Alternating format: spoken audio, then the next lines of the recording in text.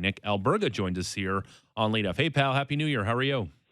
You guys as well. What's going on? I'm great. How about you? We're good. Good, We man. know the Leafs have been just on fire with Sheldon Keefe behind the bench.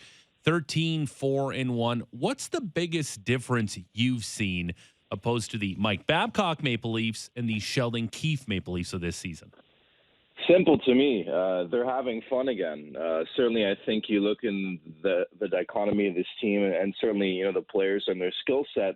They're doing, what allows them to excel, and that to me, I think in itself was something that wasn't, at the forefront at the end, especially under Mike Babcock. They're smiling, they're pulling out some crazy moves, and the chemistry is starting to build. And I just like some of the subtle things that have been put together. Putting Marner with Matthews 5-on-5, putting Tavares with Nylander is growing by the game. They're just playing with way more confidence. And yeah, I think it's still fair to have your reservations when it comes to this team defensively, but they're playing more an upbeat style with pace that is probably more conducive long run to the success of this team. Now, granted, we'll see what happens in the springtime when it comes to can you win hockey games when it matters most. When you play defense like this. But all in all, certainly I think, the biggest takeaway is that they're having fun again, guys. Nick, you mentioned they are having fun. They're a lot of fun to watch right now. You never know how many goals they're going to end up with. I thought the game against Minnesota a couple of nights ago was probably their best of the year all round, probably the most complete game. They were actually responsible defensively, which was kind of nice to see.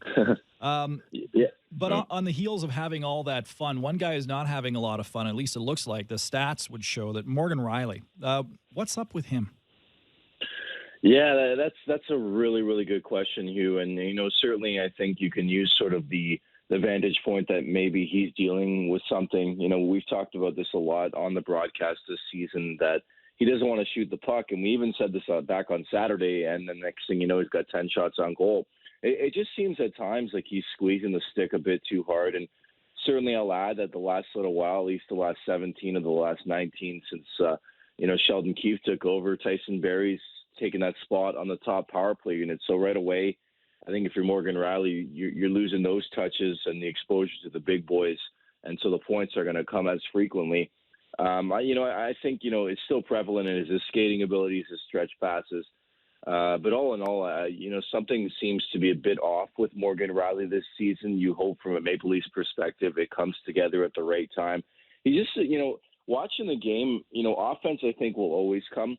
It's more so to me from a defensive standpoint, the blips and the mistakes he's making in his own zone. And again, you can make this sort of argument for most players on this roster right now. The D-zone exits at times are heinous. And Morgan Rielly is a guy certainly who has spearheaded that sort of effort, and I'm picking at straws at this point, obviously this team's been really, really hot over the last little while, but it's been very, very noticeable, the mistakes this guy very uncharacteristically is making right now. And, who knows what the true story is, but certainly we've seen him play much better than he is right now.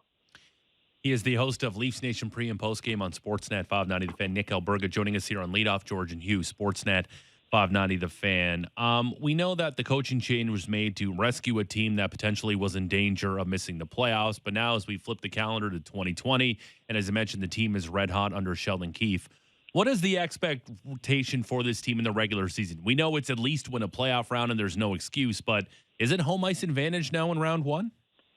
It's stay away from Boston in round one. I'm just I was always I'll be honest, and you can check the tape on this. I always felt the Maple Leafs would find a way to make the Stanley Cup playoffs.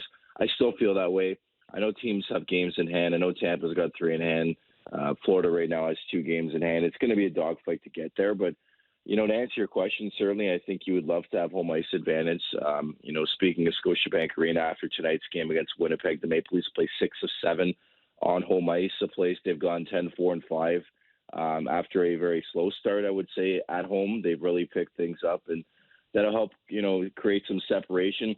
I think certainly as things slate right now, I would say they're most likely to play at Tampa or Florida in the first round, at least in my opinion. And I think certainly those would be 2 tough opponents, but you rather have sort of Game 7 on home ice if it comes to that, as opposed to at Amalie Arena or in Sunrise. Can't even imagine that. Imagine a Game 7 in Sunrise.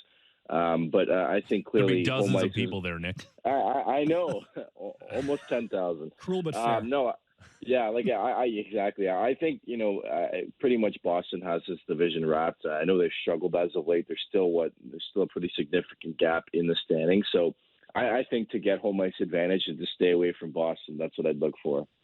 Nick, there was a great article yesterday from Chris Johnston of Sportsnet talking about how Kyle Dubas spent so much time with Ilya Mikheyev in the hospital after that just gruesome injury where he got a tendon slashed in his wrist. How much does that mean, not only in the Maple Leafs dressing room, but in dressing rooms throughout the league when they hear about that kind of thing? Yeah, I think that, in general, with anybody who deals with anything in life, you just want support and to know the person, in charge of your hockey club, your general manager is putting that full-fledged support. And I think we don't see it enough in this day and age, the human element, contracts aside, and we know they have to have a contract negotiation at some point in time with Ilya Mikheyev and his player rep, Dan Nelstein. I just think it shows that human element that says, hey, like we're here with you. We understand you're going to be gone for a while.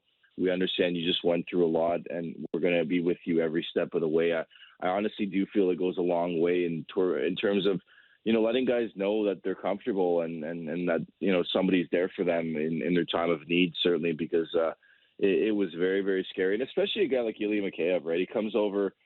We often don't talk about it enough in pro sport, especially in the NHL. These guys come from a foreign place, clearly in Russia, come to North America, come to a place where, Russian clearly is not the first language, and deal with all that. And now you get hurt in this area. I mean, it must be really, really scary. And I'm sure he's got a support system here of a couple people, but I think it always helps when you can gain somebody in the general manager. So you're right. Like that was a tremendous story put out by CJ. And certainly, I think it goes a long way, not only with Ilya Mikheyev and his representatives next time they talk contract, and also inside that locker room to know that Kyle Dubas will always be there for them.